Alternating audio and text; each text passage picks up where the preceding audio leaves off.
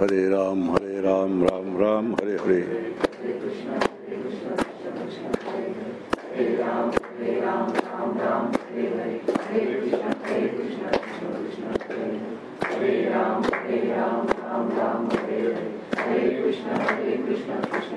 जय जय रघुवीर समर्थ. परमार्थ किंवा मोक्षशास्त्र ज्याला म्हणतात त्याची 3 प्रकाराने वाटणी केली जाते. त्यात एक कर्माचा भाग असतो, उपासनेचा भाग असतो आणि ज्ञानाचा भाग असतो. कर्म आणि उपासना या 2 गोष्टी करायच्या असतात आणि ज्ञान हे व्हायचं असतं. असा 3 मध्ये फरक आहे. कर्म करायचं असतं, उपासना करायची असते आणि ज्ञान समजावून घेतल्यानंतर ते व्हायचं असतं. आता ह्या तिन्हीतला फरक मी थोडा लक्षात घेतला तर कृतीच्या गोष्टी कोणत्या आहेत तर कर्म उपासना. त्यामुळे गीतेमध्ये 2च निष्ठा आहेत असं सांगितलं, एक कर्मनिष्ठा आणि एक ज्ञाननिष्ठा. कारण उपासनेचा समावेश कर्मामध्ये आहे. कारण उपासना एक कृती आहे, जिथे जिथे कृती असते तिथे ते कर्म असतं. त्यामुळे उपासना हे कर्म आहे आणि कर्म ज्याला आपण नेहमी म्हणतो तेही एक कर्म आहे. आणि या 2 गोष्टी ज्या आहेत कर्म आणि उपासना यांची ज्ञानाला मदत होते, म्हणजे मोक्षासाठी मदत होते. कायमचे 2 सिद्धांत आपल्या शंकराचार्यांनी मानलेले आहेत, संतांनी मानलेले आहेत की केवळ कर्माने कधीही मोक्ष मिळणार नाही, केवळ उपासनेने कधीही मोक्ष मिळणार नाही, तर ज्ञानानेच मोक्ष मिळतो. आणि कर्म आणि ज्ञान ही 2 ज्ञान होण्याची साधन आहेत. कर्म आणि उपासना ही ज्ञान होण्याची साधन आहेत. म्हणजे ज्ञानाला मदत करणारी, सहकार्य करणारी अशा तऱ्हेची 2 साधनं आहेत. कर्मही केलं पाहिजे, उपासना केली पाहिजे, पण तेवढ्याने ज्ञान होणार नाही, म्हणजे मोक्ष मिळणार नाही. तर त्यासाठी तत्वमसी नावाचं जे महावाक्य, ते तू आहेस नावाचं जे महावाक्य आहे, ते महावाक्य ऐकलं पाहिजे आणि ते ऐकल्यानंतर त्याच्यावर विचार केला पाहिजे आणि विचार केल्यानंतर मोक्ष होतो. अशी एक परिपाठी ज्याला म्हणतात, अशी व्यवस्था या भारतीय मोक्षशास्त्रामध्ये केलेली आहे. आपण 4-5 दिवस अनेक तऱ्हेने जरा विस्कळीत असे पुष्कळ विचार केले. आज थोडं त्याला स्वरूप द्यायचा प्रयत्न करूया. आज कर्माचा विचार करूया जास्त. आणि कर्मासंबंधी विचार करताना कर्माचं एक फळ आहे की कर्माने चित्त शुद्ध होतं. आणि कर्म कसं केलं पाहिजे, जसं शास्त्रात सांगितलं तसं आणि निष्काम बुद्धीने केलेलं असलं पाहिजे. अतिशय महत्त्वाच्या 2 गोष्टी आहेत कर्मयोगी शास्त्र ज्याला म्हणतात. त्यामध्ये 2 गोष्टीचा तरच कर्माचा योगात रूपांतर होतं. कर्मयोगो नाम तृतीयोध्याय असं कर्मयोग नावाचा 3रा अध्याय सांगितला आहे. तर कर्माचं योगात रूपांतर व्हायला हवं असेल, म्हणजे योगाला त्याची मदत व्हायला हवी असेल, तर ते जसं शास्त्रात सांगितलं तसं पाहिजे आणि निष्काम बुद्धीने केलं असलं पाहिजे. दोन्ही गोष्टी अतिशय अवघड आहेत. कारण जसं शास्त्रात सांगितलं तसं करायचं म्हणजे पुष्कळ गोष्टीचा त्याग करावा लागतो. आणि अपेक्षा ठेवायचं नाही. असं म्हटलं त्या कर्मातून मला असं मिळालं पाहिजे, हे मिळालं पाहिजे, इतकं मिळालं पाहिजे, ही जी अपेक्षा आहे ही ठेवायची नाही म्हटलं की आपल्याला पुष्कळ मुरड घालावी लागते. खरं म्हणजे मुरड घालायचं काही काम नाही. आपण नीट जेव्हा शांत विचार करू तर आपल्याला ह्या गोष्टी लक्षात येतील की कर्म जसं सांगितलं तसं करण्यामध्ये आपलं फार सुख आहे. आपण वेदविहित म्हणतात बरं का, जसं वेदात सांगितलं तसं. परवा आपण विचार केला, वेद हा शब्द काढून टाकायचा, संतांनी जसं सांगितलंय तसं. तुकाराम महाराज जसं सांगतात, समर्थ जसं सांगतात तसं कर्म करायचं. ज्ञानेश्वर म्हणजे विधेते पालित, मग जसं करा म्हटलंय तसं करायचं, निषेधा ते गाडीतं, जे करू नका म्हटलंय ते करायचं नाही. आणि अशा पद्धतीने आपली एक जीवनाची घडी बसवून घेतली. करा म्हटलंय ते करायचं, करू नका म्हटलं ते करायचं नाही. ही जी एक जीवनाची घडी बसवून घेतली की ती जी घडी आहे त्यातून जे कर्म निर्माण होईल ते भगवंताला अर्पण करायचं. आता भगवंताला अर्पण करणं हा उपासनेचा भाग आहे, पण जसं सांगितलंय तसं करणं, निष्काम बुद्धीने करणं हा कर्माचा भाग आहे. आपलं बघा, आपण नेहमी संध्या करतो. संध्येचे मंत्र सगळ्यांना निदान माहीत तरी आहेत, करूत असू नसू माहीत आहे. त्याच्यामध्ये दोन्ही आहे, कर्म आहे आणि त्याच्यात उपासना आहे. कारण संध्या करणं हे कर्म आहे. धर्मकर्म ज्याला म्हणतात त्या धर्मकर्माचा एक भाग आहे. स्नान, संध्या, वैश्वदेव हे धर्मकर्म आहेत. पण त्या संध्येमध्ये 12 नावं जी आपण घेतो त्यामध्ये उपासना आहे. याचा अर्थ असा होतो, संध्या हे कर्म आणि उपासना दोन्ही आहे. म्हणजे कर्म आणि उपासना हे दोन्हींचं मिश्रण संध्येमध्ये आहे. 12 नावांचा जेव्हा आपण उल्लेख करतो त्यावेळी ते उपासनेचे असतात, नावं घेतो आपण. आणि प्रत्यक्ष कृती जी करतो संध्येची जागेवर बसून त्याचा समावेश कर्मामध्ये आहे. आणि कर्मामध्ये जी नावं घेतो त्या संध्येमध्ये त्याचा समावेश उपासनेमध्ये आहे. हा विषय का सांगितला, एकाच ब्रॅकेटमध्ये कर्मही आहे आणि उपासनाही आहे. आणि म्हणून कर्म आणि उपासना ही दोन्ही कृती आहेत, त्यामुळे दोन्ही कर्माचा भाग आहेत हे आपल्याला लक्षात घ्यावं. आणि कर्माने चित्त शुद्ध होतं आणि उपासनेने चित्त शांत होतं. कसं कर्म जसं सांगितलं तसं आणि भगवंताला अर्पण करून गेलेलं. आता चित्तशुद्ध होतं शब्दाचा अर्थ काय, कशावरून समजायचं माझं चित्त शुद्ध झालंय म्हणून. आता चित्तशुद्धीची काही लक्षणं असली पाहिजेत. तर चित्तशुद्धीची लक्षणं अशी आहेत की जे कर्म केल्यानंतर ह्या 3 पद्धतीपैकी कुठल्याच पद्धतीने आपल्याला त्याचा विचार करावा लागत नाही.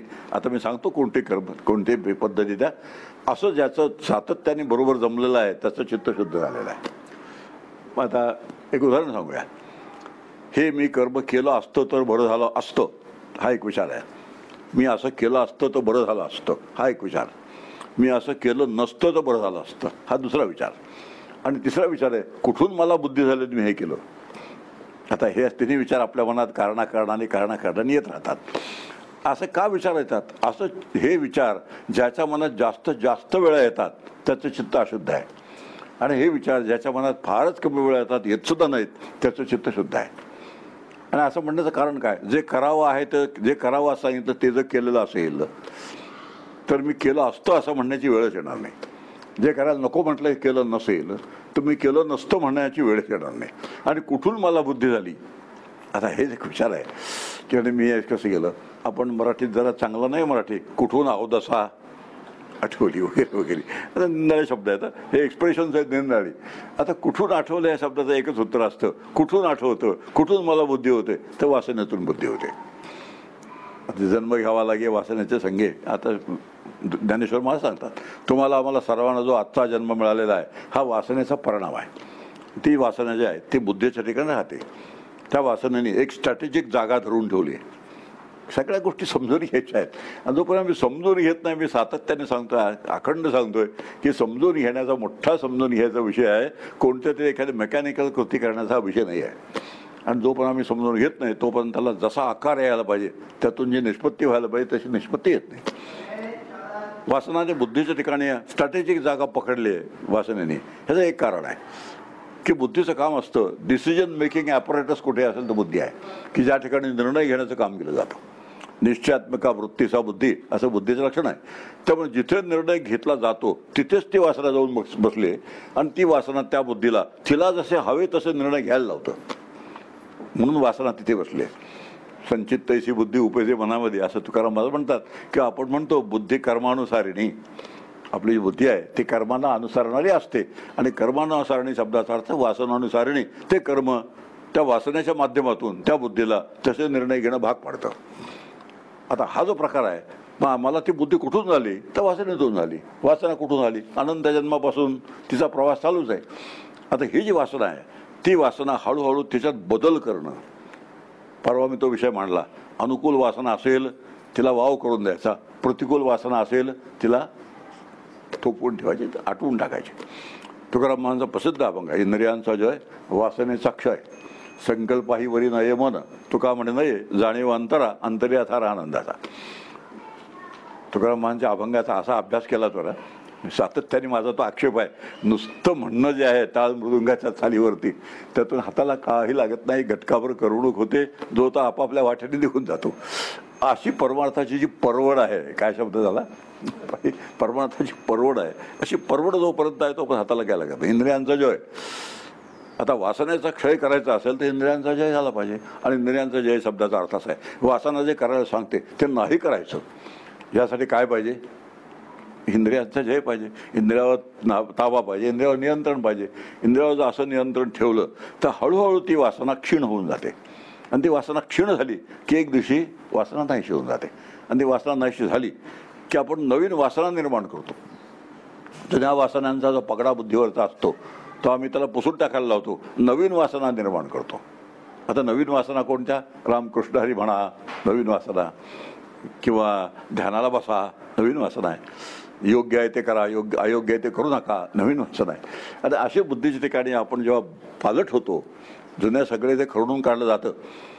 आणि एक गोष्ट खरी आहे, जुनं जर पुसायचं असेल तर ते खरडून काढायला लागतं. आपल्या सर्वांना अनुभव आहे, जुन्या घराचा रंग जर असेल तो जर काढून नवा रंग लावायचा असेल तर आहे त्याच्यावर रंग लावून चालत नाही. कारण तो काय जुना रंग केव्हा तरी डोकावल्याशिवाय राहत नाही. मग आहे तो रंग भिंतीचा खरवडावा लागतो, मग नवीन रंगावा लावा लागतो. तसंच आहे, वासनेचे जे संस्कार आहेत बुद्धीवरचे ते सगळेच्या सगळे खरडून काढायचे, मग नवीन संस्कार तिथे करायचे. सोहम हा एक संस्कारच आहे, मी ब्रह्म आहे हा एक संस्कार आहे. जुना संस्कार काय आहे? मी शरीर आहे, हा जुना संस्कार आहे. मी मन आहे, मी बुद्धी आहे, मी चित्त आहे, मी अहंकार आहे, हा जुना संस्कार आहे. तो जुना संस्कार काढायचा आहे, नवीन संस्कार करायचा. मी आत्मा आहे, मी ब्रह्म आहे, हा नवीन संस्कार आहे. पण हा जुना संस्कार खरडल्याशिवाय नवीन संस्कार तिथे स्थिर होत नाही. समर्थांची एक तक्रार आहे, स्थलत्याग होता सवीची जाते. जागेवर बसल्यानंतर सगळेजण बरोबर आहे, बरोबर आहे, योग्य आहे, योग्य असं म्हणतात. पण जागा सोडली की पहिल्यासारखं पुन्हा सड होऊन जातो.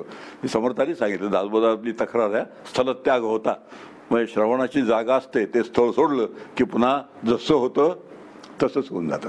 आणि याचं कारण आहे त्याचं सातत्याने हॅमरिंग ज्याला म्हणतात. आता साधना हे एक हॅमरिंगच आहे एक प्रकारचं. साधना शब्दाचा अर्थ आपण साधना सराव म्हणूया आपण त्याला. खेळामध्ये ज्याला सराव म्हणतात, संगीतामध्ये रियाज म्हणतात, परमार्थशास्त्रात साधना म्हणतात. आता सगळ्याचा अर्थ एकच आहे, त्याला हॅमरिंग करायचं असतं. हॅमरिंग, जुनं हॅमरिंग काय आहे? शरीर मी आहे, जुनं हॅमरिंग आहे. नवीन हॅमरिंग काय आहे?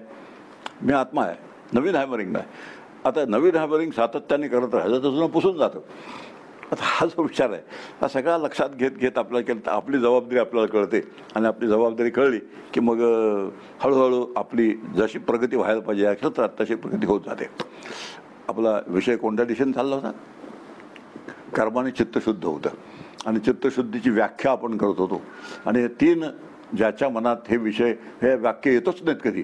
कारण तसे वाक्य येण्यासारखे आम्ही त्याला अवसरच दिलेलं नाही. जे करू नये ते केलेलं नाही, जे केलं पाहिजे ते केलेलं आहे. आणि जे वासना करायला सांगते ते शांतपणे बाजूला सारून ठेवलेलं आहे. असं जेव्हा एक जीवनपद्धती तयार होते तर ती जीवनपद्धती तयार झाल्यानंतर त्या जीवनपद्धतीतून जे निर्माण होतं त्याला शुद्ध चित्त असं म्हणतात. आणि उपासना जशी करायला पाहिजे तशी केली. उद्या आपण उपासनेचा विचार करू, आज कर्माचा विचार करायचा आहे. आणि उपासनेने चित्त शांत होऊन जातं. आणि शुद्ध आणि शांत चित्त असेल तर त्या ठिकाणी ज्ञान होतं. जोपर्यंत चित्त अशुद्ध आहे आणि अशांत आहे तोपर्यंत ज्ञान होणं शक्यच नाही. त्यामुळे चित्तशुद्धी आणि चित्तशांती हे ज्ञानाच्या पूर्वतयारीचा एक भाग आहे. पण तेवढ्याने ज्ञान मात्र होत नाही. आता एवढे लक्षात ठेवायची गोष्ट आहे. काय आहे, शुद्ध आणि शांत चित्तात सुद्धा एक सुख असतं. परमार्थामध्ये इतके बारकावे असतात, सटलटीज फार आहेत परमार्थामध्ये. आम्ही तर तिकडे लक्ष दिलं नीट तर ज्याचं चित्त शुद्ध असतं, ज्याचं चित्त शांत असतं, त्या शुद्धीचं आणि शांतीचं त्याला एक सुख असतं. स्वतःलाही सुख वाटतं, बरं वाटतं. आपल्या मनात अशुद्ध विचार येत नाहीत, फार चांगलं आहे. आपलं मन शांत आहे, तेही फार चांगलं आहे. आपल्यालाही बरं वाटतं आणि आपल्यापासून लोकांनाही बरं वाटतं. कोणा असा शुद्ध आणि शांत चित्ताचा माणूस चार चौघात गेला की लोक म्हणतात किती चांगले आहात हो तुम्ही. आणि तसं म्हटलं तर आपल्यालाही वाटायला लागतं आपण फार चांगले होत. आणि आपण फार चांगले होत असं वाटलं की मग पुढचा जो प्रवास आहे खरा चांगलेपणाचा तो थांबून जातो. आता हे हे धोके आहेत. हे सगळे धोके असतात. म्हणून लोक म्हणतात आपला तुम्ही किती छान होतो, तुम्ही बहुतेक तुमचा आता आप पहुचे हुए दिखाई देते आहे, असं हिंदीमधला शब्द आहे. असं म्हटलं की मलाही वाटायला लागतं मी पोहोचा हुआ आहे म्हणून. पण शास्त्र आपल्याला खूप सावध करतं. आणि शास्त्र सावध करून म्हणतं हे पोचल्याचं चिन्ह नव्हे, हे नुसतं पूर्वचिन्ह आहे. आणि पूर्वचिन्ह हे लक्षात जर ठेवलं तर पुढे आणखी प्रवास शिल्लक आहे हे कळतं. आणि त्या शुद्ध आणि शांत चित्ताचा साधन म्हणून उपयोग करायचा आहे. साध्य नाही आहे ते. खूप साध्य साधन विवेक परमार्थामध्ये खूप आहे. साध्य नेमकं काय म्हणायचं आणि साधन कशाला म्हणायचं.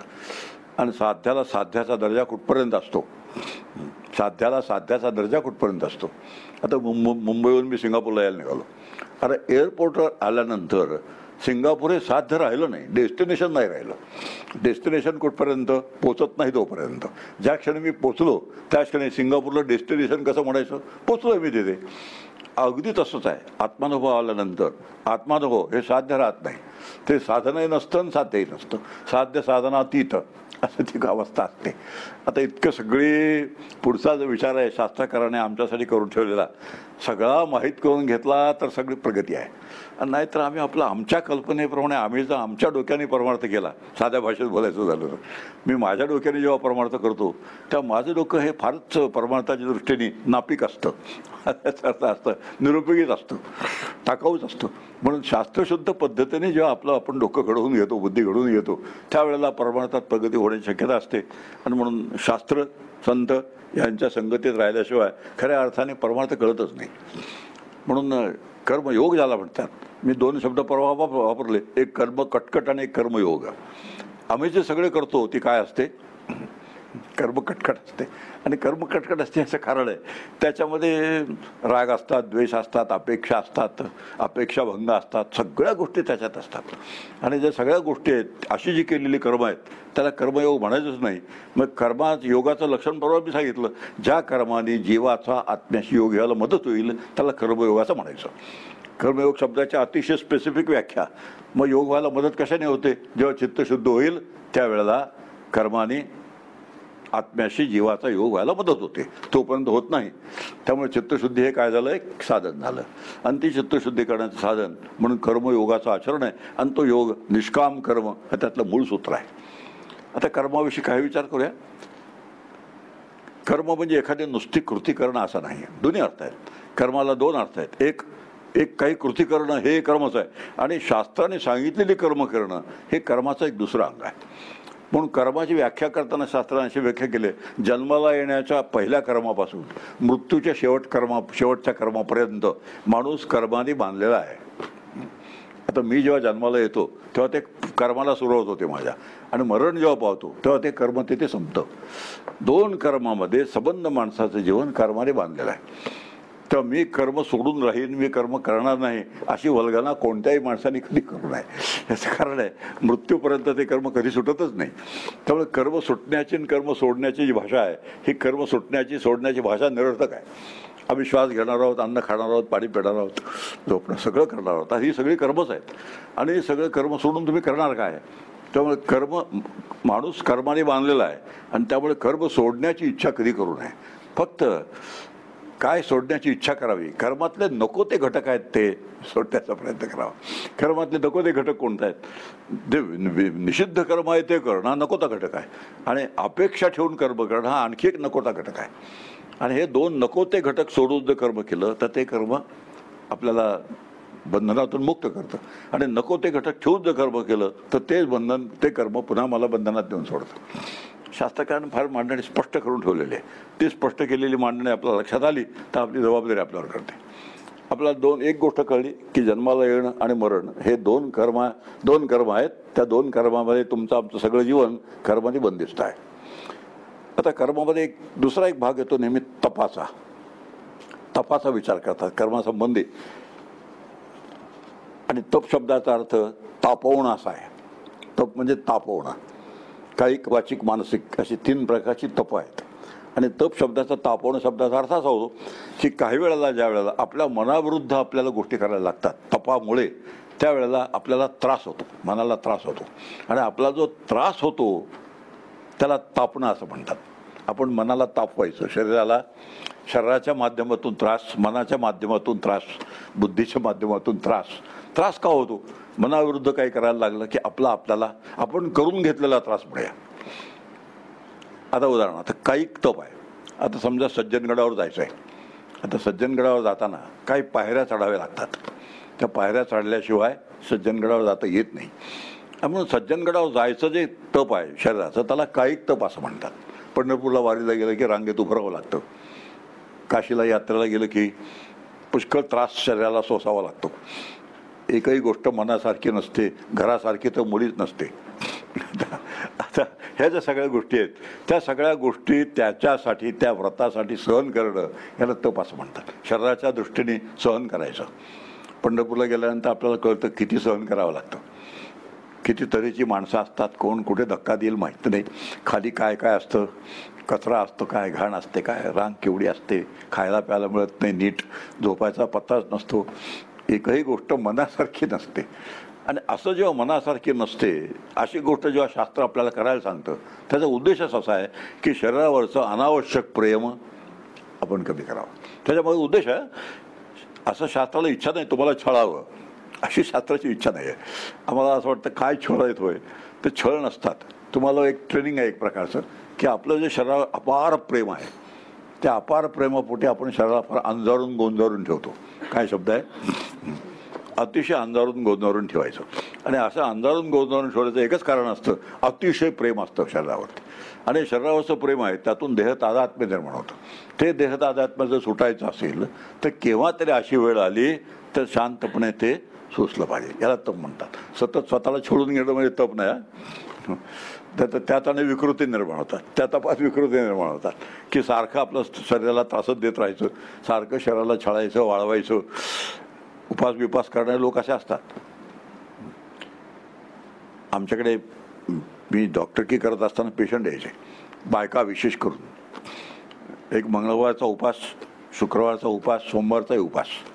आता सगळे उपास करायचे. का बरं? गंगीचं लग्न होत नाही म्हणून मंगळवार. आता हे जे काही सगळं आहेत, आता ही जी आहे आणखी कुठेतरी घरी की यमुना आहे ती नीट वागत नाही म्हणून तिच्यासाठी अशा पद्धतीने जे उपास तपास केले जातात. शनिवार, शनीची भीती वाटते म्हणून शनिवार, अशा तऱ्हेने जे काही व्रतं केले जातात, शरीराला छळलं जातं, ते शरीराला छळलं जाणं हे सकामतेचं लक्षण आहे. सकामतेचं म्हणजे काय? यमीचं लग्न व्हावं म्हणून केलेला उपास. म्हणजे हे व्रत आहे सकाम आहे का निष्काम आहे? सरळच आहे, ते सकामच झालं. अमुक अमुक व्हावं म्हणून मी अमुक अमुक व्रत करतो, तप करतो, हे सकाम झालं. आता त्यातून ते यमीचं लग्न होईल की नाही माहीत नाही, पण आपण मग प्रयत्न करून बघायचा, एवढा त्याचा अर्थ. पण अशी जी आहे याला कायिक तप असं म्हणतात. कायिक तप, वाचिक तप आणि मानसिक तप. वाणीचं तप असतं. वाणीच्या तपामध्ये तैत्तिरीय उपनिषदामध्ये वाणीचं तप सांगितलं. सत्यम ब्रूयात प्रेम ब्रूयात न ब्रूयात सत्यम अप्रियम. तैत्तिरीय उपनिषदामध्ये श्री गुरूंच्या घरी शिष्य जात असतात 12-12 वर्ष जुन्या काळी. ते 12 वर्षाचा त्यांचा संपला की जाताना एक निरोप समारंभ असायचा. त्या निरोप समारंभामध्ये ते श्रीगुरू शिष्यांना जे काही उपदेश करायचे त्याचा हा भाग आहे. आपल्याला भाग आहे सत्यम ब्रूयात प्रेम ब्रूयात न ब्रूयात. तसं सत्यम वद धर्मम चर आचार्य देवो भव मातृदेवो भव पितृदेवो भव, हा सगळा त्यातला उपदेश आहे. ती जी शिकवण आहे त्या शिकवणीचा हा भाग आहे. मग त्यामध्ये म्हटलं एक वाचिक तपासंबंधी सत्यम ब्रूयात, खरं बोलावं, पण प्रियम ब्रूयात, दुसऱ्याला लागेल असं बोलू नये, जिव्हारी लागेल, दुसऱ्याला त्रास होईल असं बोलू नये, याला वाणीचं तप म्हणतात. न ब्रूयात सत्यम, अप्रिय असेल तर सत्य सांगू नये. आता एक मोठं तप आहे. अप्रिय असलं तर सत्य असलं तरीसुद्धा ते सांगू नये. आता ह्याला किती कंट्रोल लागतो, फार कंट्रोल लागतो. न तर जे सत्य बोलण्याचं हे केलं ज्याला काय सत्य बोलणं चढलेलं असतं. काय शब्द वापरला मी? हे चढलेलं असतं. आता चढलेलं असलं तर मग काय खोटं बोलतोय का खरंच बोलतोय? पण असं खरं बोलणं जर दुसऱ्याच्या जिव्हारी लागत असेल, दुसऱ्याला त्रास होत असेल तर तसं बोलू नये असं आपल्याला शास्त्र सांगतं. आता आमच्या व्यवसायात आहे, समजा एखाद्याला कॅन्सर झाला आहे. आता तो पेशंट जेव्हा माझ्याकडे येतो, तुला कॅन्सर झाला आहे, तो 8 दिवसात मरणार असं सांगावं की तू ह्या एक गोळी रोज खात जा, काय होईल ते आपण बघूया असं म्हणावं? काय सांगतं त्यातलं? पेशंटच्या दृष्टीने काय सांगतं? तो 8 दिवसात बळी पडला तर 4 दिवसात मरेल धक्का खाऊन, असं जे काय आहे याला म्हणतात सत्यम ब्रूयात. एखाद्याचा स्वभाव असतो आपल्याला नाही आवडत, पण स्वभाव आपल्याला आवडत नाही म्हणून त्याला लगेच त्याचं माप पदरात घातलंच पाहिजे असं त्याचा अर्थ नाही. आपल्या सगळ्यांना एक सवय असते, माप पदरात घालणे. तू असा आहेस, तू तसा आहेस, तुला हे बरं दिसतं का, तुला हे शोभतं का, तू असं करावंस का, इत्यादी इत्यादी पद्धतीने दुसऱ्याशी आपण जेव्हा बोलतो त्यावेळेला आपलं वाणीचं तप जे असतं ते वाणीचं बिघडलेलं असतं. म्हणजे दुसऱ्याला धक्का लागेल, दुसऱ्याला त्रास होईल, दुसऱ्याचं मन बिघडेल किंवा त्याचा नाराज होऊन जाईल, दुसऱ्याला अपमान वाटेल, असं जराही बोलू नये असं शास्त्र आपल्याला सांगतं. सत्यम ब्रूयात प्रियम ब्रूयात, ते गोड शब्दात बोलावं. समजा एखाद्याला दोष सांगायचा असेल तर तो सुद्धा गोड शब्दात सांगावा. आणि गोड शब्दात सांगितलं की मग त्याला मग त्याचा त्रास होत नाही. तू मूर्ख आहेस असं कधी म्हणू नये. तुला अजून थोडा अभ्यास करायला वाव आहे असं म्हणावं. आता ह्याचा दोन्हीचा अर्थ तोच झाला ना, तू आणखी थोडा अभ्यास केला तर बरं असं म्हणावं का तू मूर्ख आहेस म्हणावं? आता शब्द तेच आहे, म्हणजे दोन्हीचा अर्थ तोच होतो. पण एकाने माणसाचं मन बिघडून जातं, नाराज होऊन जातो, आणि एकाने थोडं उत्तेजन मिळतं. बरं ठीक आहे, आणखी अभ्यास करायला पाहिजे असं सांगतात, चांगली गोष्ट आहे. ह्या पद्धतीने विचार केला वाणीचं तप असं म्हणतात. आणि वाणीच्या तपामध्ये अनावश्यक बडबड अजिबात करू नये. आता वाणीचा तपाचा एक भाग आहे, जे बोलण्याची गरज नाही ते शहाण्या माणसाने कधी बोलू नये. अनंत वाचाळ बरळती बरळ तया कैसा गोपाळ पावे हरी, हरिपाठात आहे. ज्ञानेश्वर महाराजांच्या हरिपाठामध्ये हा विचार आहे. अनंत वाचाळ बरळती बरळ आले की तोंडाळ माणसं असतात. काय तोंडाळ माणसं असलं की काय असेल ते बोलून भडभड भडभड बोलून मोकळं. अशा पद्धतीने तोंडाळ माणसं असतील तर ते हरिपाठात ज्ञानेश्वर महाराजांना मान्य नाही. म्हणून सत्यम ब्रूयात तसंच आहे, गरज असेल तेव्हा बोलावं, गरज नसेल तेव्हा बोलू नये. आता हा जो सगळा विचार आहे हा सगळा वाचिक तपातला विचार आहे. वाचिक तप म्हणजे मुखस्तंभ असू नये, हा नंतर ते आणखी दुसरा एक शब्द आहे मुखस्तंभ. मुखस्तंभ म्हणजे तोंडातून शब्द फुटता फुटत नाही असं असण्याची गरज नाही. जिथे रिस्पॉन्स द्यायची गरज आहे तिथं तो रिस्पॉन्स योग्य शब्दात योग्य पद्धतीने योग्य बॉडी लँग्वेजसह. आता बॉडी लँग्वेज हा शब्द आपल्याला चांगला चांगला आहे. आता तू मूर्ख आहेस असं सांगताना कसे हातवारे कसे असतील, तू मूर्ख आहेस असं सांगताना बॉडी लँग्वेज कशी असेल, ती वेगळीच असेल. आणि तुला अजून सुधारायला पुष्कळ स्कोप आहे असे म्हणतात, बॉडी लँग्वेज कशी असेल ती वेगळीच असेल. आता हे जे आपलं सगळं पथ्य सांभाळत गेलं, दुसऱ्याचं मन दुखवायचं नाही एवढा जर त्यातला मोठा भाग आहे. वाणीने दुसऱ्याचं मन दुखवलं जाता कामा नये, हा जो दुसरा हा विचाराचा भाग आहे. हा भाग जिथे जमतो तिथे कायिक वाचिक तप केलेलं असतं. म्हणून कायिक तप वाचिक तप मानसिक तप आहे. आता हे आणखीन अवघड आहे. दुसऱ्याविषयी मनामध्ये चुकून सुद्धा वाईट विचार येऊ देऊ नये, हे मानसिक तप आहे. आणि मनामध्ये अनावश्यक विचार घोंघावू देऊ नये. ज्या विचाराचा मला काही उपयोग नाही ते सगळे विचार बाजूला ठेवण्याची एक आपल्याजवळ ताकद असली पाहिजे. आणि त्याचं खूप डोक्यात आपले विचार असतात ज्याच्यावर आपलं काही नियंत्रण नसतं, त्याच्यामध्ये आम्ही खूप विचार करतो. आणि असं जेव्हा आपण विचार करतो तेव्हा मानसिक तप बिघडलेलं असतं. आणि मानसिक तप बिघडलं तिथे चित्तशुद्ध होण्याची शक्यता नाही. आपलं संबंध कशी चालला आहे, चित्तशुद्धीशी. चित्तशुद्धी नाही झाली तर काय होईल, मोक्ष मिळणार नाही. मोक्ष नाही मिळाला तर काय होईल, जीवन आनंदमय होणार नाही. कोणासारखं, तुकाराम महाराजांसारखं आनंदाची डोही. अशी एक ती सरणी बसून गेलेली असली की आपण नेहमी सातत्याने त्याच जागेवर येतो. ध्रुपद असतं ना, जुन्या कवितांना ध्रुपद असायचं. नव्या कवितांना ध्रुपद असणं म्हणजे पापच आहे. नवकविता असतात त्यांना ध्रुपद वगैरे काय भानगड नसते. आपलं काय एकदा सुरू केलं, कुठे सुरू केलं, कुठे गाडी गेली काही समजत नाही. अशा पद्धतीने परमार्थाचं ध्रुपद आहे. आनंद हे परमार्थाचं ध्रुपद आहे. शिवतरकडे ते कविता वाचली मी, हा धबधबा हा दगड आणि हा मी, संपली कविता. तीनच वाक्य, हे हा धबधबा हा दगड आणि मी, पुढं काय पण पुढं तुमचं तुम्ही बघू द्या काय. अशी जी कविता असते, अशी कविता काय त्याला कविताला शेणणार नाही, बुडखा नाही असं नाही. ध्रुपद आहे. मग परमार्थाला ध्रुपद आहे. कसलं ध्रुपद आहे, आनंदाचं ध्रुपद आहे. कुठल्याही पद्धतीने परमार्थ शेवटी फिरून फिरून कुठे येऊन बसतो, आनंदाची डोही इथे येऊन बसतो. आणि तसा बसला तर परमार्थ कळतो, नाही तर पण परमार्थाचा बोधच होत नाही. आपलं हे सगळं कशासाठी चाललंय हेच कळत नाही. काहीतरी कसं तरी चाललेलं असतं, पण त्याने काहीतरी कसं तरी जे चाललंय त्याने झालं काय पाहिजे, ते होत नसेल तर का होत नाही, मग करण्यासाठी काय केलं पाहिजे, कुठं चुकतंय, हे सगळे जे विचार आहेत. हे सगळे विचार नाही केलं तर परमार्थ म्हणजे एक पास टाईम होऊन जातं. झालं आपलं, वेळाला वेळ तर करावं, नाही तर सोडून द्यावं. अशा पद्धतीचं गाजराच्या पुंगीसारखं आहे. वाजली तर ठीक आहे, नाही वेळेला खाऊन टाकायची, असं काहीतरी होत जातं ते. म्हणून चित्त हे कायिक वाचिक मानसिक असे 3 प्रकारची तप आहेत. कोण आहे जीवाचा, न गडो मत्सर वर्म सर्वेश्वर पूजनाचे. आता हे मानसिक तप बिघडल्याचं लक्षण आहे. मत्सर जिथे असतो, कोणत्याही कारणाने कोणाचाही जर मत्सर केला, जिथे द्वेष निर्माण होतो, जिथे मत्सर निर्माण होते, असूया निर्माण होते. परमार्थात काही काही गोष्टी फार छान आहेत. आपले दत्तात्रेयांचा जन्म कोणाच्या पोटी झाला, दत्तात्रेयांचा पोटा कोणाच्या पोटी झाला, अत्री आणि अनसूया. आता अनसूय शब्दाचा, अनुसूया शब्द नाही बरं, अनसूय. आता अनसूय शब्दाचा अर्थ जिच्या मनात जराही असूया नाही. आणि अत्री शब्दाचा अर्थ जे 3 गुणांच्या अतीत आहेत, 3 देहांच्या अतीत आहेत, 3 अवस्थांच्या अतीत आहेत, अशा दोघांच्या पोटी दत्तात्रेय नावाचं ब्रह्म जन्माला आलं. आता असं केलं तर ठीक आहे, नाही तर 12 वाजता पाळणा ह्याने हलवायचं त्याने हलवायचा, प्रसाद घेऊन घरी जायचं. अशी दत्त जयंतीचं आम्ही विल्हेवाट लावली, काय शब्द वापरला, अशीच विल्हेवाट लावली तर ती दत्त जयंती आम्हाला काय करील, एक विधी पाळल्यासारखं मिळेल. पण 2 शब्द अतिशय महत्त्व आहे, अत्री आणि असूय. आता हे मी जर आतमध्ये अत्री झालो आणि असूय झालो तर आत कोणाचा जन्म होईल, हा दत्तात्रय रूप जे ब्रह्म आहे त्या ब्रह्मरूप दत्तात्रयांचा जन्म आतमध्ये होईल. आतमध्ये जन्म करावा हे कळण्यासाठी तो बाहेरचा जन्म करायचा असतो. तो 12 वाजताचा जन्मकाळ असतो, तो जन्मकाळ ह्यासाठी असतो. पण असं सहसा लक्षात घ्यायचं नाही. काय केलं, आत्ता दत्त जन्म करून आलो म्हणजे काय केलं, प्रसाद खाल्ला, सोंठोडा खाल्ला. पुढं काय केलं, उद्यापासून संध्याकाळी त्यांच्या हस्ते हाच कोण सारखं करणारा पुढे झाले, काय सुरू झाली, असूया सुरू झाली.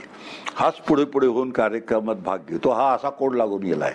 आम्हाला काही समजत नाही का, हे नुकताच दत्तजन्म करून आलेला आणि अशी जर असूया निर्माण झाली कोणाबद्दल, मत्सर निर्माण झाला, तर दत्तजन्माने मला काय दिलं, हे सगळे विचार आहेत ते फार अतिशय फार व्यवस्थित विचार आहेत, शास्त्रशुद्ध विचार आहेत. म्हणून अनसूय आणि अत्री हे बरोबर का, अत्री नंदन अनुसूया नंदन दोन्हींचं नंदन म्हटलं जातं. आता ते ब्रह्मरूप दत्त जन्माला यायचं असेल तर आतमध्ये भूमिका कशी पाहिजे, अनुसूय पाहिजे. आणि अनुसूय नसेल तर काय होईल, असूया असेल तर काय होईल, तर चुकून जाईल, बिघडून जाईल. मी आपली माझी गंमत सांगत असते नेहमी, असं झालं असं समजू नका, पण आता काय लोकांना नावं ठेवण्यापेक्षा आपल्याच ह्याचं समजा जास्त चांगलं. मी एका मुरगुडच्या विठ्ठल मंदिरात गेलो.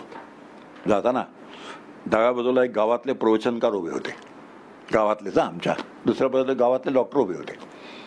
आता दोघांना बघितल्यानंतर माझी तळपायाची आग मस्तकाला गेली.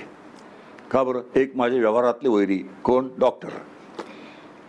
मी गावात एकमेव अद्वितीय असलं पाहिजे, दुसरं कोणी असता का नाही, आता हा विचार आहे.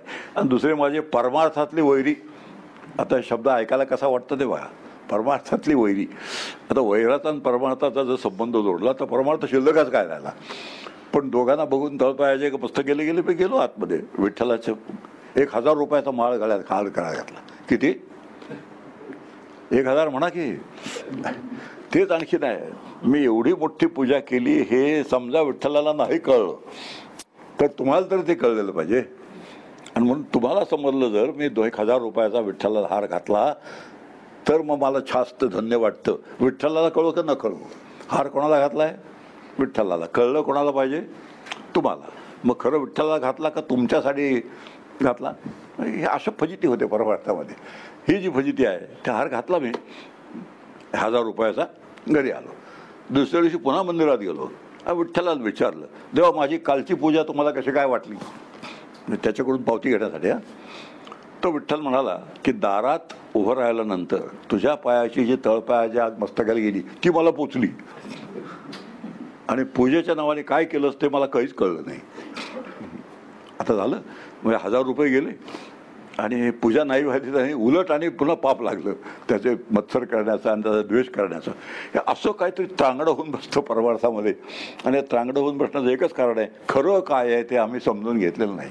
आणि खरं काय ते समजून घेतल्याशिवाय मेकॅनिकली ज्या गोष्टी आपण करतो त्या मेकॅनिकली केलेल्या गोष्टींचा काही उपयोग होत नाही. काहीतरी केल्यासारखं वाटतं, प्रत्यक्षात काहीच झालेलं नसतं. आता हा जो आहे, खूप खूप काहीतरी केल्यासारखं वाटतं, प्रत्यक्षात काहीच झालेलं नसतं, जिथल्या तिथे उभा असतो. ही जी फजिती आहे परमार्थामध्ये, ही फजिती परमार्थात ते नको असेल तर अतिशय व्यवस्थित शांतपणे समजून घेऊन सगळं हे कशासाठी चाललंय, काय चाललंय, त्याने काय होणार आहे, काय होत नाही, होत नसेल तर का होत नाही, त्याला मी जबाबदार किती, हे सगळे विचार जे आहेत ते सगळे विचार कायमच्या मनात जो जोपासतो त्याला परमार्थ यशस्वी होतो. म्हणून काही वाचिक मानसिक अशा प्रकारची तप आहे. मी परवा विषय मांडला की अर्जुनाला हे का सांगितलं, गीता का सांगितली, 9वा अध्याय, त्याच्या समोर सुबन शुद्धमती वगैरे, तो परवा विषय झाला आपला. तर विषय सांगण्याचा हेतूच असा आहे की अशी मानसिक तयारी केल्याशिवाय, मशागत केल्याशिवाय आपलं मन चित्तशुद्ध होत नाही. चित्तशुद्ध झाल्याशिवाय परमार्थामध्ये कुठली गती प्राप्त होत नाही. म्हणून आता कर्मयोगाचा आणखी काय, कर्मण्यवाधिकार असते मा फलेषु कदाचन, हा एक मोठा भाग आहे. गीतेतला 3ऱ्या अध्यायाचा एक उद्दिष्ट आहे सार, मा फलेषु. आणि आपलं सगळ्यांचं एक असतं, आम्ही आमच्या मनात काही गणित ठरवलं, इतकं इतकं केलं तर इतकं इतकं मिळालं पाहिजे असं आपण ठरवलेलं असतं. त्याच्यामध्ये थोडा लॉजिकने विचार करूया. मी माझं कर्म जसं करायला पाहिजे तसं जर केलं असेल, ही अंडरलाईन आहे, अतिशय अंडरलाईन आहे, की कुकर लावायचा, खाली गॅसच चालू करायचा नाही, आणि गॅस चालू न करता एकही शिट्टी का होत नाही, असा जर विचार केला तर त्या विचार करायला काय अर्थ नाही. तसं निष्काम बुद्धीने कर्म जर केलं असेल आणि जसं करायला पाहिजे तसं केलं असेल तर कर्मण्यवाधिकार असते या म्हणण्याला काहीतरी अर्थ आहे. म्हणून कर्म जसं करायला पाहिजे तसं. अगदी आता नवीन भाषेत बोलायचं असलं तर त्यासंबंधी जेवढं ज्ञान आहे तेवढं सगळं मला असलं पाहिजे. मी समजा व्यवसायाने डॉक्टर आहे, नवीन नवीन रोज ज्ञानात भर पडते, टेक्निक्समध्ये भर पडते, सगळी इन्व्हेस्टिगेशनच्या ह्याच्यात भर पडते, सगळी भर पडते. ह्याला अपडेट म्हणतो आपण. सगळा अपडेट मला माहीत पाहिजे जो असेल तो. जेवढे वर्कशॉप्स असतील ती सगळी मी अटेंड केली पाहिजे. ते सगळं ज्ञान पूर्ण संपादन करून ते जसं वापरायला पाहिजे तसं वापरून मग मला म्हणायचा हक्क येतो. ठेवल्यानंतर किंवा मग मग मला हक्क येतो म्हणण्याचा की जे फळ येईल ते रामकृष्ण हरी. आधीपासून रामकृष्ण हरी म्हणायचं नाही, ते रामकृष्ण हरीला सुद्धा आवडायचं नाही. मी कसं तरी कर्म केलं आणि मग निष्काम बुद्धीने केलं असं म्हणण्याला आपला अधिकार नाही अजिबात. जसं करायला पाहिजे तसं करायचं आणि मग जे फळ येईल ते शांतपणे स्वीकारायचं, ही अट आहे. आता लॉजिक असं आहे, मी माझं कर्म जसं करायला पाहिजे जर तसं केलं असेल तर त्याला जे नियोजित फळ आहे ते मिळाल्याशिवाय राहतच नाही. पण प्रश्न एक असं आहे, अपेक्षित फळ मिळत नाही. आमचा सगळ्यांचा संघर्ष या दोनमध्ये आहे, नियोजित आणि अपेक्षित. अपेक्षित म्हणजे मला जे काही पाहिजे त्याला अपेक्षित म्हणतात आणि माझ्यासाठी जे ठेवलेलं आहे त्याला नियोजित म्हणतात. ईश्वराने माझ्यासाठी जे ठेवलेलं आहे त्याला नियोजित म्हणायचं आणि मला जे हवं असतं त्याला काय म्हणायचं, त्याला अपेक्षित म्हणायचं. आणि सगळा संघर्ष या दोनमधला आहे. मला काहीतरी हवं असतं विलक्षण आणि माझ्यासाठी ठेवलं असतं तेवढंच. तिन्ही गोष्टी होण्याची शक्यता आहे. जेवढी अपेक्षा असते तेवढं नियोजित असू शकतं, जेवढं अपेक्षा असते त्यापेक्षा कमी असू शकतं आणि जेवढी अपेक्षा असते त्यापेक्षा जास्त असू शकतं. तिन्ही गोष्टी संभव आहेत. यातली एकही गोष्ट होणार नाही असं नाही, काही होऊ शकेल तीनपैकी. पण तीनपैकी काही जरी झालं तर आमचं मन जर शांत असेल तर जास्त मिळाल्याचा आनंद नाही, जास्त मिळालं फुगून जात नाही. हात लावीन तिथे सोनं होतं, ते जास्त मिळाल्याचे हे परिणाम आहे. म्हणजे काय होतं, अभिमान निर्माण होतो, ताठा निर्माण होतो. आणि कमी मिळालं तर कुठेही जा, हाताला अपयशच आहे माझ्या. आता हे दोन्ही ज्या गोष्टी आहेत, अभिमान निर्माण झाला, हात लावीन तिथे सोनं, तरी परमार्थाच्या दृष्टीने तुमची चित्तशांती बिघडलेली आहे. आणि अपयशी मी आहे असं जरी मला वाटलं तरी बिघडलेलंच आहे.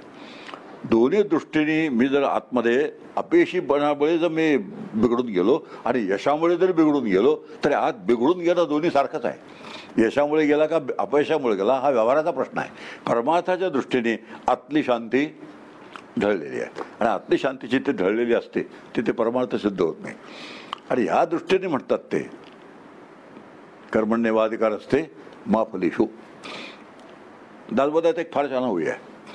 एखाद्याला यश द्यावं म्हणून भगवंताने तो आणि यश ह्याच्यामध्ये ज्ञान का ठेवलं, त्याला ज्ञान मिळण्याची व्यवस्था का केली. आणि एखाद्याला अपयश द्यायचं असेल तर त्याच्यामध्ये तो आणि ते त्याचं काम ह्याच्यात अज्ञान त्यांनी का ठेवलं, हे त्यांनी कसं केलं त्याचं त्यालाच माहिती. ओवी अतिशय बोलक्या. आम्ही दासबोध वाचला, ते नीट वाचला, पुण्य म्हणून वाचला नाही तर एक पारायण झालं, पुण्य नंबर 1, दुसरं पारायण झालं, आणखी एक पुण्य. अशा पद्धतीने पुण्याच्या भाषेत जर आम्ही असं काहीतरी ग्रंथ वाचायला गेलो मग त्यातून काय हाताला लागत नाही. पण हे जर त्यातलं घेतलं मी की अरे वा, मला ज्या अर्थी अपयश आलं, माझे सगळे प्रयत्न माझ्या प्रयत्नाची शर्थ करून त्या अर्थी त्यानेच काहीतरी असं मध्ये करून ठेवलं आहे की ज्यामुळे मला जसं यश यायला पाहिजे तसं म्हणाले. आता ह्याला म्हणतात त्याची इच्छा, आता त्याला म्हणतात शरणागती. तो आता उद्या विषय आहे, तो उपासनेचा विषय आहे. आता हे जे काही सगळं शास्त्र आहे बरोबर, हे शास्त्रात बसवून घेतलं असेल, यात कुठेही पळपुटेपणा नाही आहे. कधीही परमार्थशास्त्रात कुठेही पळपुटा नाही, अंगसोरपणा नाही, चुकवी नाही आहे. यातली एकही गोष्ट परमार्थात नाही आहे. मग परमार्थाच्या नावाने कोण चुकवाचुकी करत असेल, अंगसोरपणा करत असेल, पळपुटापणा करत असेल तर त्याला परमार्थ समजलेला नाही. बघा, अर्जुन अनायासेच लढाई सोडून पळून जायला तयार झाला होता. भगवंताच्या मनामध्ये जर लढाई सोडून पळून जाणं, कर्तव्य सोडणं हे जर असतं तर त्या भगवंताचं कामच केलं होतं अर्जुनाने. तर अनायासे लढाई सोडून जायला निघाला होता. मग तरी भगवंताने तसं नाही सांगितलं, वा वा किती चांगला आहेस तू, कर्म सोडतोय, संन्यास घेतोय, फार छान आहे, असं भगवंत नाही म्हणाले. अरे नाही, तू लढाईच केली पाहिजे, तस्मात युद्धस्व. भगवद्गीतेचे ध्रुपद आहे की तू लढाई कर, तू लढाई कर, तू लढाई कर. 4-5 वेळा तरी भगवंताने अर्जुनाला सांगितलं तू लढाई कर. आणि लढाई कर शब्दाचा अर्थ कर्तव्य चुकवू नको. तुमच्या आमच्या दृष्टीने लढाई हे काय आमचं काम नाही आहे, पण आपलं जे कर्तव्य आहे त्याचं कर्तव्य लढाई होतं. तुमच्या आमचे कर्तव्य वेगळे असतील. मग कोणत्याही पद्धतीत स्वतःचं कर्तव्य चुकवायचं नाही, हा एक त्यातला अतिशय मोठा भाग आहे. पण आता एक मोठा पण आहे की त्यामध्ये 3 आश्रमांचा सुद्धा विचार केला पाहिजे. 3 आश्रमांचा, कर्म म्हटलं की आश्रमांचा विचार तिथे येतो. वर्ण आणि आश्रम या दोन्हीला धरून कर्मयोग चालतो. आता वर्ण हा विषय संपून गेलेला आहे. वर्ण हा विषय आता अजिबात नाही आणि त्यात खंत अजिबात नाही.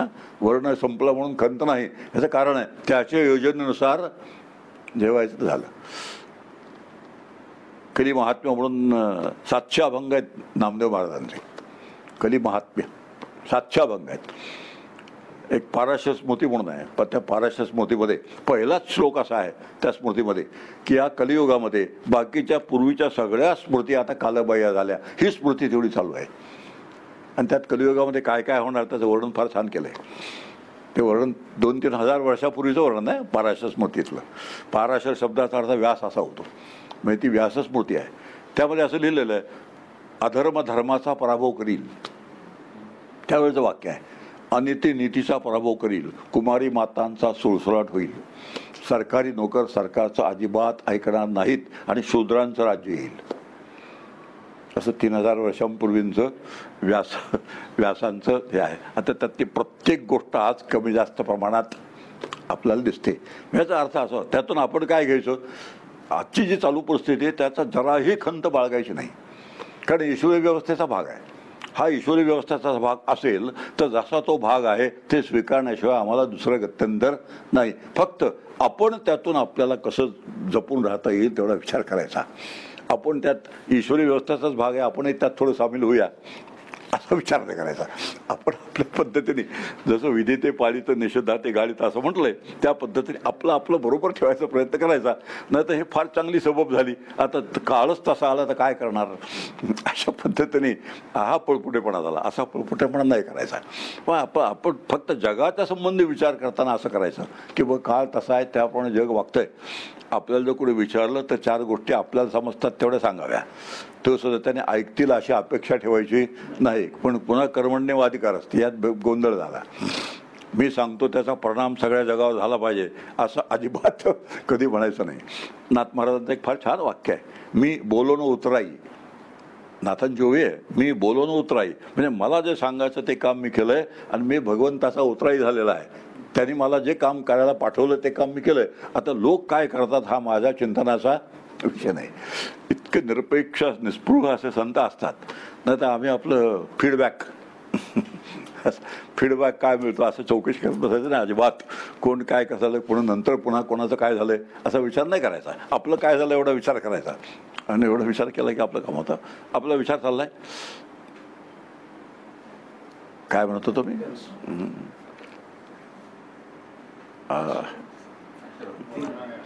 कर्मण्यवाधिकार असते माफली शुकदाशना. आता एक जर आपल्याला नक्की माहीत असेल की त्याला जे नियोजित फळ आहे ते मिळणारच आहे, तर मग अपेक्षा ठेवून जास्त काही मिळतं का. आता पुढचा प्रश्न, मी जर समजा अपेक्षा ठेवली तर त्याने जास्त काही फळ मिळेल का, तर जास्त फळ मिळण्याची अजिबात शक्यता नाही. पण मी समजा अपेक्षा नाही ठेवली तर मग कमी मिळेल का.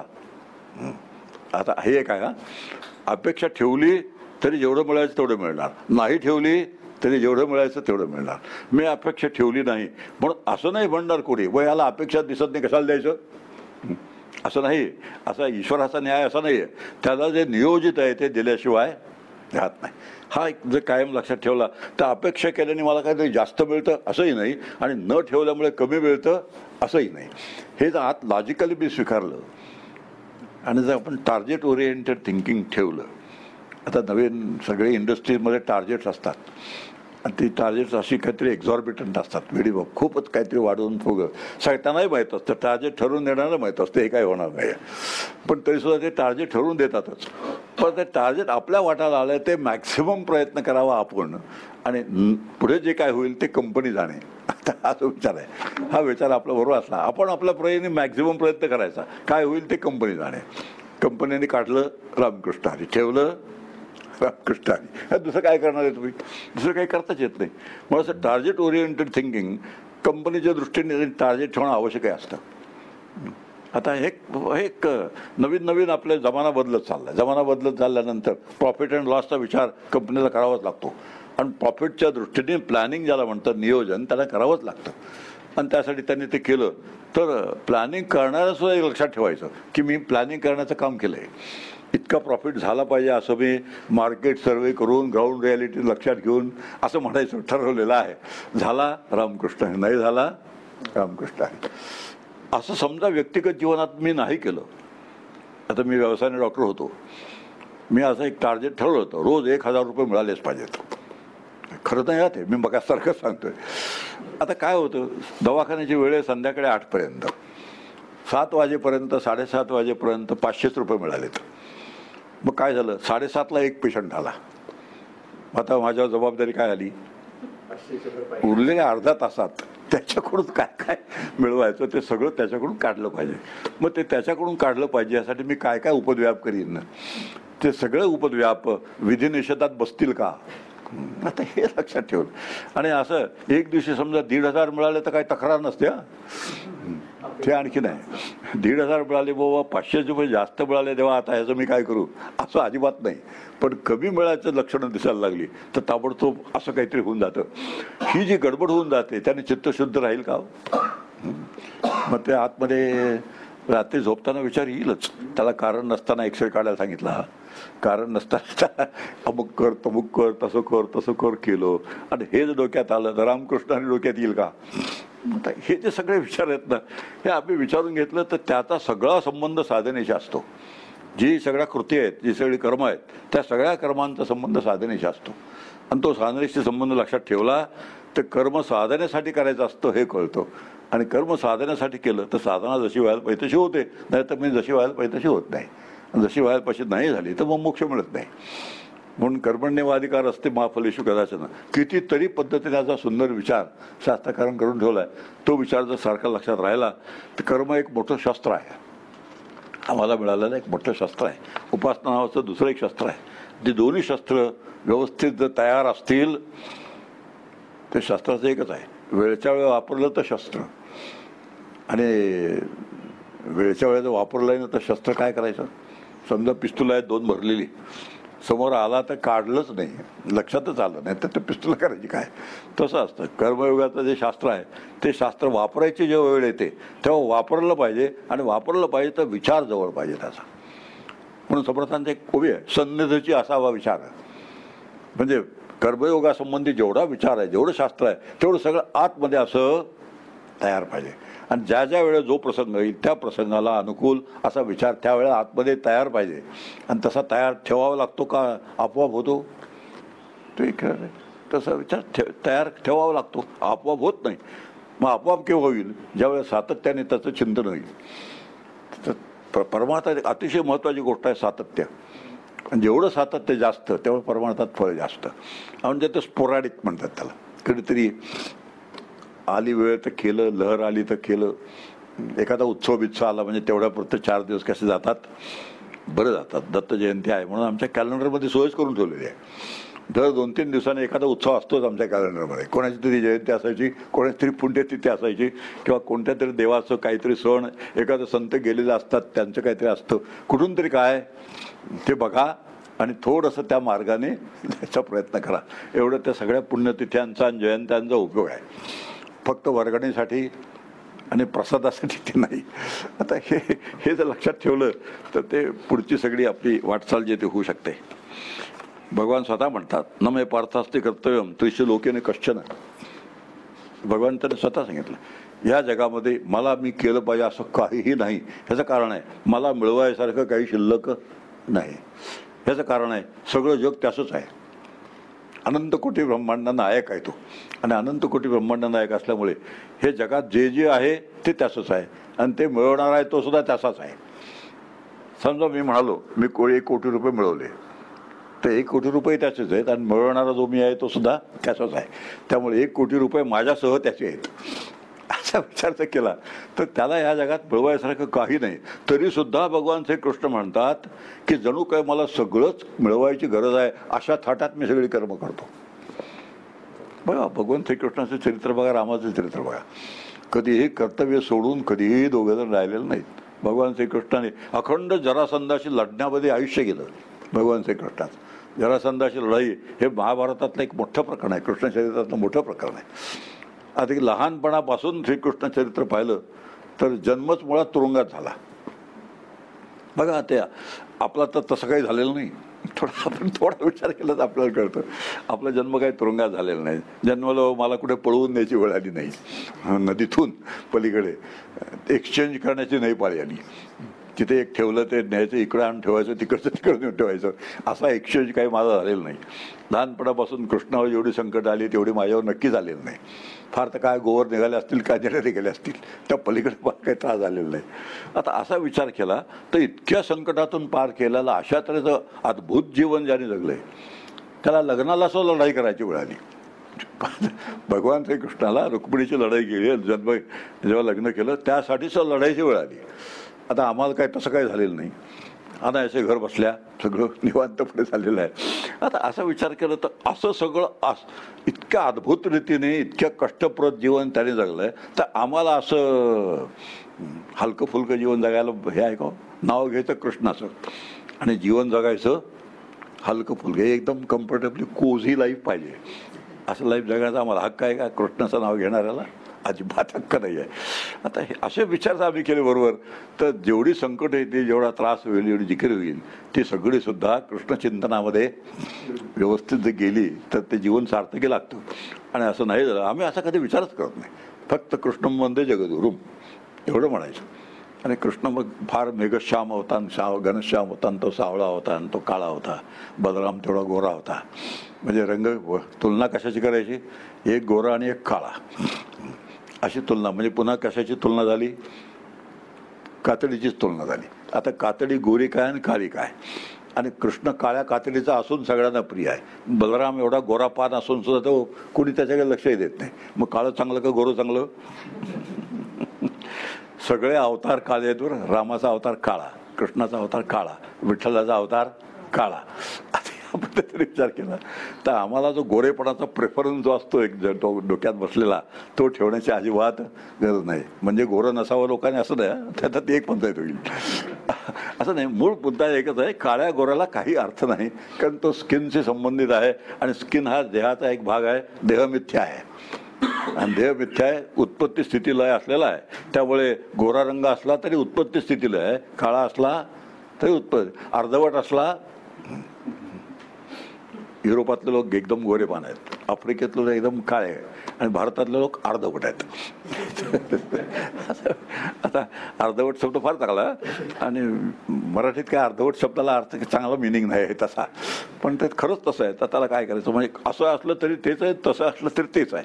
एवढं लक्षात घेतलं तर मग देहावर खेळून राहिलेली जी दृष्टी आहे, देहावर खेळून राहिलेली दृष्टी हळूहळू देहाच्या आत जे तत्व आहे त्या तत्वाकडे जायला मदत होते. म्हणून भगवान जेव्हा म्हणतात, आणि त्यांनी कारण दिलं, मीच जर म्हणे सगळी कर्म करायची सोडून दिली तर माझी उपासना करणारे सुद्धा तसंच करतील. आणि माझी जी उपासना करणार आहे त्यांनी तसं करू नये, त्यांनी त्यांची कर्म बरोबर जशी करायला पाहिजे तशी करावी, यासाठी मी सुद्धा गरज नसताना सगळी कर्म करतो. अतिशय महत्त्वाची गोष्ट आहे, गरज नसताना सगळी कर्म करतो. आणि न फलेषु कदाचन, रामाचा एक आपण उदाहरण घेऊन थांबूया. तर रामाला दुसऱ्या दिवशी युवराज पदाचा अभिषेक व्हायचा होता. दुसऱ्याच दिवशी, आदल्या दिवशी राम गवतावर झोपले होते. गवतावर दर्भाच्या अंथरुणावर राम झोपले होते बरं का आदल्या दिवशी. उद्या युवराज पदाचा अभिषेक व्हायचा होता. आदल्या दिवशी दर्भाच्या शय्येवरती, गादीवरती राम झोपले होते. का बरं असं? कारण उद्यापासून त्यागाच्या भूमिकेत जायचं आहे. उद्यापासून युवराज पदाचा अभिषेक जो होईल त्या त्यागाच्या भूमिकेत जायचं आहे. आणि त्यागाची भूमिकेत जाण्याची पूर्वतयारी म्हणून राम दर्भाच्या शय्येवर, गवताच्या शय्येवर झोपले. रामाने सेलिब्रेट केलं नाही. आता नवीन भाषेत शब्द बोलायचा झाला तर उद्या युवराज पदाचा अभिषेक झाला, रात्रभर सेलिब्रेशन्स, खाऊन पिऊन वगैरे काही केलं नाही रामाने. आता इथं तर, आणि ताबडतोब दुसऱ्या दिवशी वनात जायची पाळी आली. आणि जितक्या शांतपणे दर्भावर झोपले तितक्या शांतपणे, ह्याचा अर्थ असा होतो, राज्याच्या फळाची रामाला अजिबात अपेक्षा नाही आहे. आलं रामकृष्ण हरी, गेलं रामकृष्ण हरी. जितक्या आनंदाने त्याच्यावर राज्यावर बसायचं तितक्याच आनंदाने ते सोडून द्यायचं. आता हे राम म्हणणाऱ्यांनी लक्षात नको ठेवायला, जे रामाचं नाव घेतात त्याने लक्षात नको ठेवायला. हे लोक राम म्हणेपर्यंत ह्यांना काही जमत नाही आहे. तर राम म्हणेपर्यंत म्हणजे अर्थ कळलाच फरक काय. शेवटी राम म्हणायचं असतं असं म्हणतात, तोपर्यंत सुद्धा हे काहीही जमत नाही. तरी रामाचं नाव घेतलं सोडणार नाहीत, यातलं काही करणार नाहीत. हे काही जे विसंवाद आहे अतिशय विसंवाद आहे हा. आणि हा विसंवाद जोपर्यंत जात नाही तोपर्यंत राम काय आणि ते कृष्ण काय आणि ते दत्त काय तुम्हाला आम्हाला काही करणार नाहीत. ही काय भूमिका आहे ही भूमिका आपण लक्षात ठेवूया. आणि अशा पद्धतीने कर्मयोग जो आहे कर्मयोग आपण नटशेलमध्ये कर्मयोग पाहायला उद्या उपासनेचा विचार करू. हरिओम.